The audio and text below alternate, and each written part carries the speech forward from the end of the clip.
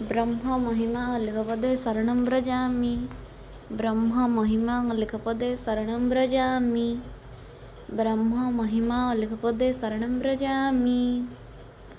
मोर पूज्य समस्त महिमा भक्त समाज, महिमा साधु समाज एवं विश्ववासी वृंद, आपण मान समस्त को मोर हृदय नम्रतार भाव प्रणाम जनाई यही ज्ञानवाणी गुड़ी को उपस्थापन करने को जाऊँगी। तेबे ज्ञानवाणी को उपस्थापन करने पूर्व प्रथमे आम गुरु बाबा साधु ब्रह्मवधूत अशोक बाबा स्वरचित विवेक विचार ज्ञानवाणी पुस्तकर ज्ञानवाणी को आरंभ करवा। तेबे ता पूर्व बाबांकर श्रीचरण तले अनंत कोटि शरण जनाई आज ज्ञानवाणी को आरंभ करवा। तेबे आज प्रथम ज्ञानवाणी अंतर्गत थाई महिमा स्वामी अंतर्गत कथा बुझंती। सत्कर्म रे थिले अंते तांकर अनंत गर्भरे मिसाई दियंती। अंतर्गत थाई महिमा स्वामी अंतर्गत कथा बुझंती। सत्कर्म रे थिले अंते तांकर अनंत गर्भरे मिसाई दियंती। यह परवर्ती ज्ञानवाणी आमे ब्रह्म को पई बंचीजे, ब्रह्म को पई चालुछे, कहूचे शुणुचे अर्थात खाऊछे, अर्थात आमे खाइले ब्रह्म खाऊछंती, आमे शुणिले ब्रह्म शुणुछंती, आमे कहिले ब्रह्म कहउछंती। प्रभु को जेपरी प्रसाद देवा कथा निजे सही परि खाद्य ग्रहण कर। आमे ब्रह्म को पई बंचीछे, ब्रह्म को पई चालुछे, कहूचे शुणुचे खाऊछे, अर्थात आमे खाइले ब्रह्म खाऊछंती, आमे शुणिले ब्रह्म शुणुछंती, आमे कहिले ब्रह्म कहउछंती। प्रभु को जेपरी प्रसाद देवा कथा निजे सही परि खाद्य ग्रहण कर। यह परवर्ती ज्ञानवाणी राम हरि आल्ला ईश्वर जहाँ को जेपरी जानिच, थरे ज्ञान दृष्टि रे विवेक विचार कर। शरीर सृष्टिकर्ता किए, संसार कहा पई चलुछि, शरीर कहा पई चलुछि जान, तापरे आराधना करिवो।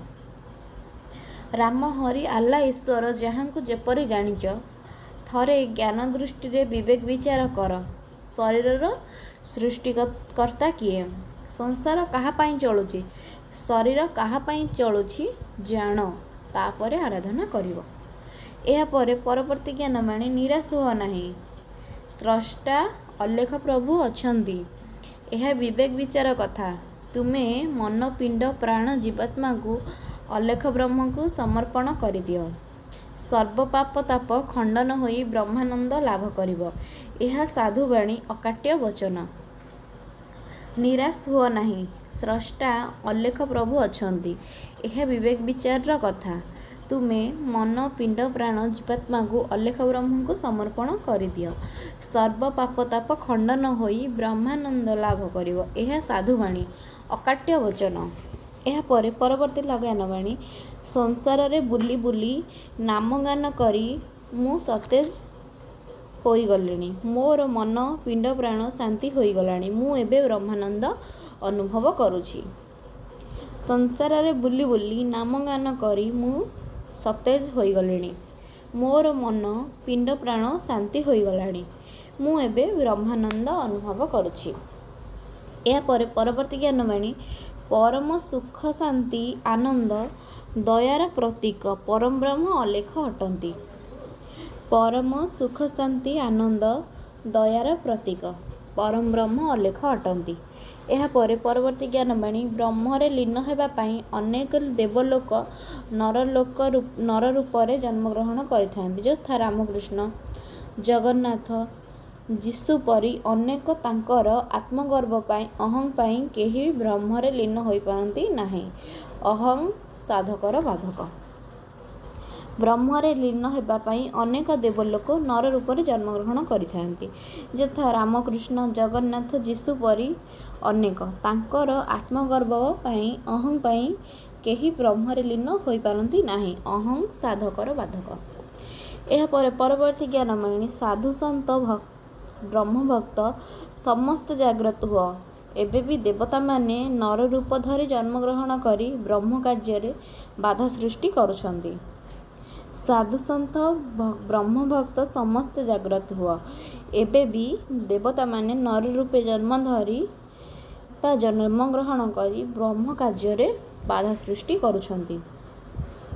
ଏହାପରେ ପରବର୍ତ୍ତୀ ଜ୍ଞାନବାଣୀ, ତ୍ରିଲୋକରେ ବ୍ରହ୍ମ ଥିଲେ ବି କେବଳ ନରଲୋକରେ ପ୍ରାପ୍ତ ହୁଏ। ତ୍ରିଲୋକରେ ବ୍ରହ୍ମ ଥିଲେ ବି କେବଳ ନରଲୋକରେ ବ୍ରହ୍ମ ପ୍ରାପ୍ତ ହୁଏ। ଏହାପରେ ପରବର୍ତ୍ତୀ ଜ୍ଞାନବାଣୀ, ଜୀବାତ୍ମା ପୁରୁଷ ନୁହେଁ କି ନାରୀ ନୁହେଁ, ନପୁଂସକ ବି ନୁହେଁ, ଏହା ଏକ ଶକ୍ତି, ଜୀବନୀ ଶକ୍ତି। ସ୍ୱପ୍ନାକୋଟି ଜୀବ ଯେକୌଣସି ଶରୀରରେ ଆଶ୍ରୟ ନେଇପାରିବ। ଜୀବ ଶରୀର ଘଟ ଧରିଲା ପରେ ପୂର୍ବେ ଭୁଲେ। ଜୀବାତ୍ମା ପୁରୁଷ ନୁହେଁ କି ନାରୀ ନୁହେଁ, ନପୁଂସକ ବି ନୁହେଁ, ଏହା ଏକ ଶକ୍ତି, ଜୀବନୀ ଶକ୍ତି। ସ୍ୱପ୍ନାକୋଟି ଜୀବ ଯେକୌଣସି ଶରୀରରେ ଆଶ୍ରୟ ନେଇପାରିବ। ଜୀବ ଶରୀର ଘଟ ଧରିଲା ପରେ ପୂର୍ବେ ଭୁଲେ। ଏହାପରେ ପରବର୍ତ୍ତୀ ଜ୍ଞାନବାଣୀ, ବ୍ରହ୍ମାଶ୍ରୟରୁ ତ୍ରିଗୁଣମୟ ମାୟା ବା ପ୍ରକୃତି ବା ଈଶ୍ୱର ସୃଷ୍ଟି ତତ୍ତ୍ୱର ମୂଳ କାରଣ। ବ୍ରହ୍ମରୁ ପ୍ରକୃତି ରୂପୀ ଈଶ୍ୱର ସୃଷ୍ଟି। ବ୍ରହ୍ମାଶ୍ରୟରୁ ତ୍ରିଗୁଣମୟ ମାୟା ବା ପ୍ରକୃତି ବା ଈଶ୍ୱର ସୃଷ୍ଟି ତତ୍ତ୍ୱର ମୂଳ କାରଣ। ବ୍ରହ୍ମରୁ ପ୍ରକୃତି ରୂପୀ ଈଶ୍ୱର ସୃଷ୍ଟି। ଏହାପରେ ପରବର୍ତ୍ତୀ ଜ୍ଞାନବାଣୀ, ବୃକ୍ଷରେ ଫଳ, ଫଳରେ ମଞ୍ଜି, ମଞ୍ଜି ଭିତରେ ଶସ୍ୟ, ସେହିପରି ଶରୀର ଭିତରେ ଜୀବାତ୍ମା, ଜୀବାତ୍ମା ଭିତରେ ହୃଦୟର ଚିତ୍ତ, ଚିତ୍ତ ଭିତରେ ବ୍ରହ୍ମ, ବ୍ରହ୍ମ ଉପରେ ବ୍ରହ୍ମ, ସେ ବ୍ରହ୍ମ ଅଲେଖ ସୃଷ୍ଟିର ସ୍ରଷ୍ଟା। ବୃକ୍ଷରେ ଫଳ, ଫଳରେ ମଞ୍ଜି, ମଞ୍ଜି ଭିତରେ ଶସ୍ୟ, ସେହିପରି ଶରୀର ଭିତରେ ଜୀବାତ୍ମା, ଜୀବାତ୍ମା ଭିତରେ ହୃଦୟ ଚିତ୍ତ, ଚିତ୍ତ ଭିତରେ ବ୍ରହ୍ମ, ବ୍ରହ୍ମ ଉପରେ ବ୍ରହ୍ମ, ସେ ବ୍ରହ୍ମ ଅଲେଖ ସୃଷ୍ଟିର ସ୍ରଷ୍ଟା।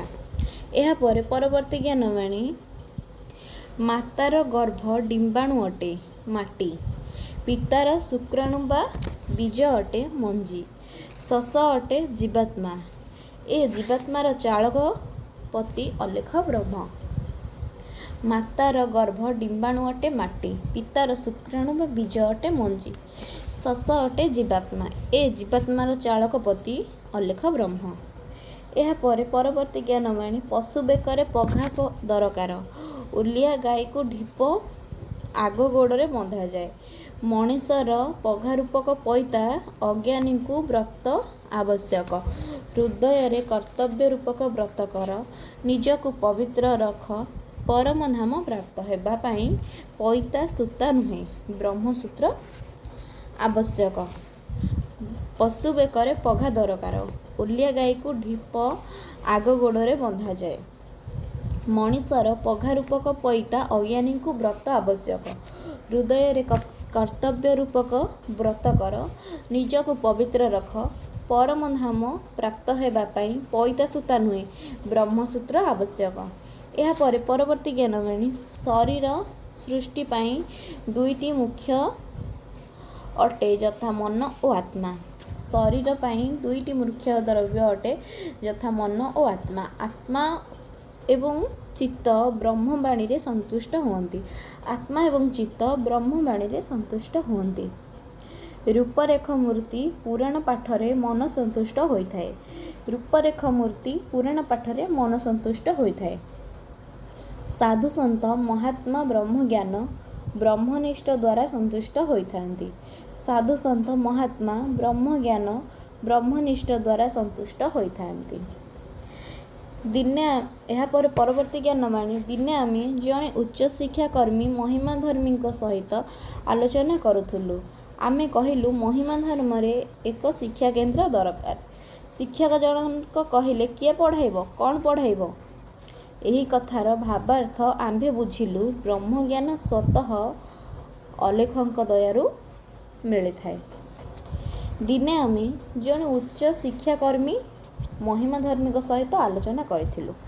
ଆମେ କହିଲୁ, ମହିମା ଧର୍ମରେ ଏକ ଶିକ୍ଷାକେନ୍ଦ୍ର ଦରକାର। ଶିକ୍ଷକ ଜଣକ କହିଲେ, କିଏ ପଢ଼ାଇବ, କ'ଣ ପଢ଼ାଇବ? ଏହି କଥାର ଭାବାର୍ଥରୁ ଆମ୍ଭେ ବୁଝିଲୁ, ବ୍ରହ୍ମଜ୍ଞାନ ସ୍ୱତଃ ଅଲେଖଙ୍କ ଦୟାରୁ ମିଳିଥାଏ। ଏହାପରେ ପରବର୍ତ୍ତୀ ଜ୍ଞାନବାଣୀ, ଜୀବର ଦୁଇଟି ମାର୍ଗ, ଗୋଟିଏ ନର୍କକୁ, ଗୋଟିଏ ଊର୍ଦ୍ଧ୍ୱକୁ। ଅଲେଖ ବ୍ରହ୍ମଜ୍ଞାନୀ ଊର୍ଦ୍ଧ୍ୱକୁ ଯାଆନ୍ତି, ଅନ୍ୟମାନେ ନର୍କକୁ ଯାଆନ୍ତି। जीवर दुईटी मार्ग, गोटे नरक को गोटे ऊर्ध्व को। अलेख ब्रह्मज्ञानी ऊर्ध्व को जाती, अन्य माने नरक को जाती। यापर परवर्ती ज्ञानवाणी शुक्राणु बा धातु बंधन करने, साधारण ज्ञान प्रति सावधान रहिबा, सुशास्त्र अध्ययन करने, ऐश्वरिक शक्ति प्राप्त करने, यह ब्रह्मचर्य लक्षण। यही चारि लक्षण ऊर्ध्वे अलेख ब्रह्म निष्ठ सन्यासी। शुक्राणु बा धातु बंधन करने, साधारण ज्ञान प्रति सावधान रहिबा, सुशास्त्र अध्ययन करने, ऐश्वरिक शक्ति प्राप्त करने, यह ब्रह्मचर्य लक्षण।